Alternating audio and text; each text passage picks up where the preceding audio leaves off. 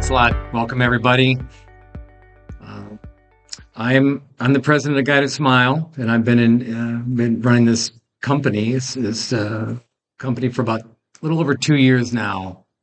I was embedded in a laboratory for about 20 years, and then we moved out, and our only customer now is dental laboratories. So we work with a network of labs all around the country. We have a lot of fun doing it. We have a big team, about 35 people, and all we do all day and night is make surgical guides for doctors by way of dental laboratories. And I suggested this topic because it has become kind of near and dear to my heart as we focus a lot on full arch cases. That is our primary product. And we make all types of guides, every kind of guide that you'd ever need for placing an implant, period. But our primary product, our flagship, is Chrome GuidedSMILE. And what we found over the years is that a lot of these cases, some of them that we do, and obviously some that don't go through us, need what's called revision. And I'm going to talk about that today, almost exclusively about these revision cases. And I'll define that in just a minute. But here's the agenda. I discuss and define revision. I'm going to spend some time on these challenging cases that we worked through and go through how we overcame the challenges of these patients with existing full arch implants and prosthetics. Review fixed and removable cases. I'm going to talk a little bit about the records, and I can share checklists with them, anybody who's interested, and then just a little bit of statistics. And what is fascinating is the quantity of full arch cases in America. And I have a pretty good source that in last year, the calendar year, there were about 100,000 full arch cases completed. And that's fixed, removable. That is specialties, private practice. TSP is total service provider, like super GPs. A lot of it's corporate, as you can see, about 60%. And then, of course, a lot of them come from dental tourism, too. So that raises that number. We see a lot of cases coming from overseas. And so that number is going to be off a little bit because that number is based on multi-unit abutment purchases in America. And that number is going to be higher because there are systems out there that don't use multi-unit abutments, right? So it just keeps ticking up a little bit more. And what percentage of these cases over the years need retreated? That's the main subject of tonight. I mean, just how many are we going to be expecting over the years? And I have a graph coming up where I make some predictions based on historical numbers. And what is the life expectancy of these cases? Traditional hybrids with titanium bars, 12 to 15 years. That's what we used to be told. That seems to be about right, unless somebody's really abusing it. Zirconia, I don't think we really know yet. We're only about really 10 years into solid full arch zirconia. Yes, before that, but really transitioning over. And I think they're going to last longer. Certainly the materials will, but what happens to the case, to the implants, to the bone? Still a little bit of science left to be studied on that. And then these full arch centers are popping up all over the country, right? So many, there are so many of these full arch, same day, next day, that we know the numbers are just going to keep going up. And I put this image on the bottom. This is an email and an image that I received this morning. I get these just about every day. Hey, I have this case. What do I do with it?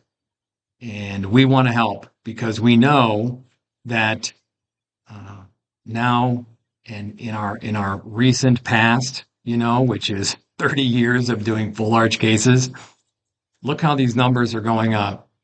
And again, some of this is estimated based on where we are now, 100,000 a year, with a 7, 8, maybe 9% growth now.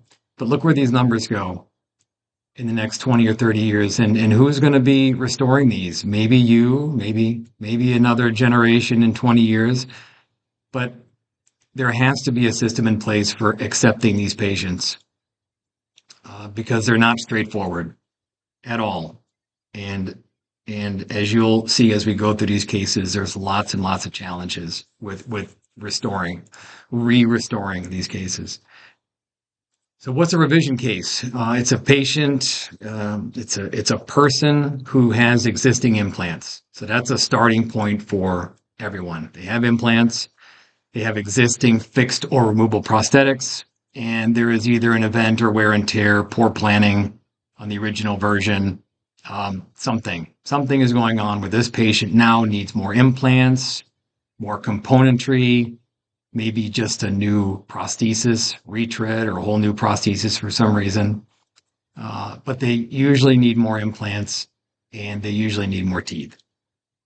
That's what you'll see here, especially tonight in this program. And this program is about guided surgery protocols, right? Not freehanding. That's a whole different avenue. This is about how to set a case up for planning a case, and also digital and analog workflows. If you're a fully digital office, you plug this right into it. If you're an analog office, or if this is a redo of some records that you already have, maybe it's more of an analog process. That's okay.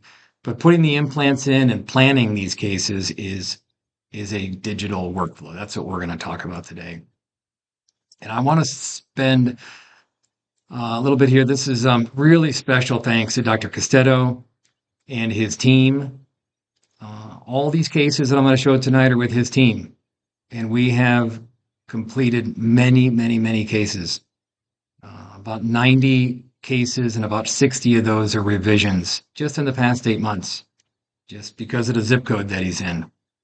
And he is dealing with, some catastrophes and just some wear and tear and retreatment. We'll go through a bunch of them. And thanks a lot for his team, too. His team is awesome. Savannah, Christina, David, Sandy, Teresa, Lillian, Amanda. Lillian and Amanda. The last two are my team here at GuidedSMILE. And Sandy is the Nobel rep. These are all Nobel Smile voucher cases. That's our big partnership we have with Nobel Bowcare. And then Savannah and Christina are his assistants. David, Teresa run the show. So thank you very much to them. They just do some great documentation that made it possible for us to go through these cases and share what we've done. So I'm gonna just quickly go through a whole bunch of pictures to show you what this is about. All right, so this is a fixed revision case, bone loss, prosthetic, obviously an older prosthesis, traditional methods, but it's time. And it's going to be time for all these to have a revision. This would be placement in poor areas and bone loss for a health problem, but cases like this are just almost impossible to restore. And I say that after 24 years of doing these. Yes, we could sit here on this screen and talk for an hour about what to do with this case. I get it. Okay, there are many avenues. But the cases that I'm going to show tonight are the ones that we've worked up together, Dr. Castedo and my team, and we've worked them up and we've gone a certain avenue. And I'm going to go over how we treat them, even though there are 10, 20 different avenues to take to restore these cases. So these type of cases, implants too small, bone loss, just issues, prosthetic space. These are the kind of cases that walk in his zip code every day. And there are really no other doctors in town to treat them. No offense to any other doctors in town. It's just in this particular town, there aren't many, if any, full arch doctors who can take on these types of cases. So I don't need to go, don't really need to speak too much about these. You see these and you say, yeah, okay, yeah, it's time. It's time to do something for these cases. Too small of implants, the patient wants a lower fixed prosthesis, the upper, there's just not enough implant there to support a fixed prosthesis, and patients made a decision, and we're going to go that route. This is upper denture not fitting well, lower natural teeth. And what I'm going to do is I'm going to show you a photo and then the pre and the post. And I'll just keep going through these, and then we'll get into some real, the meat of it and the details here in just a minute. So, and I see some chats. Please do post questions, anything. open book. Whatever you'd like to ask, I will try to answer at the end. All right. So I have some notes on the right, but I wanted to shrink them because I accidentally kept track of all the patient names in here for myself, just so I would know as I'm putting these together. If you've put together a PowerPoint, you'll know that it's about 40 hours per hour. So it's tough to keep track of all these slides. So, we're going to go through this case. This was a nice one, real nice. And it was time for him. He was in a removable and then he went to fixed, natural teeth fixed. You see this?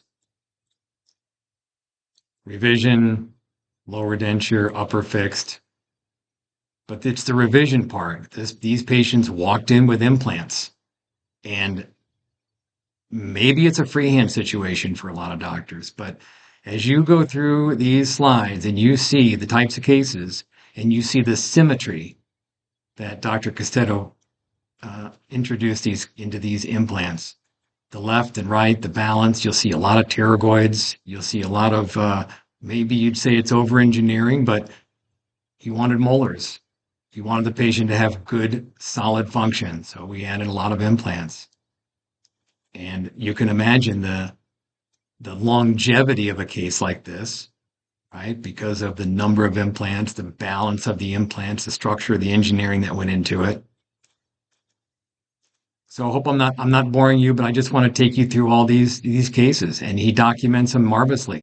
All right. So again, I'm just going to go through a few more, and you can see the amount of work that goes into these cases. And again, the symmetry, the structure, the engineering. Okay. So boom, there it is. What he and I and our team have tried to do is move away from this. Patient has implants. You take an implant or multi-unit abutment level impression and you make a model, then you scan it, then you bring it into the CT and the plan and the intraoral scans or whatever it is, and you try to align all these things and then try to make an accurate guide. It is tedious, very tedious, and it's a soft tissue impression, so it's going to be tough to make a surgical guide fit this intimately, perfectly, to line up implants between other implants, to put in pterygoids from a surgical guide. All right, so we need precision. So we're going to move away from that type of case that we did for years, even up until last year. And we're going to go more of a digital precise route.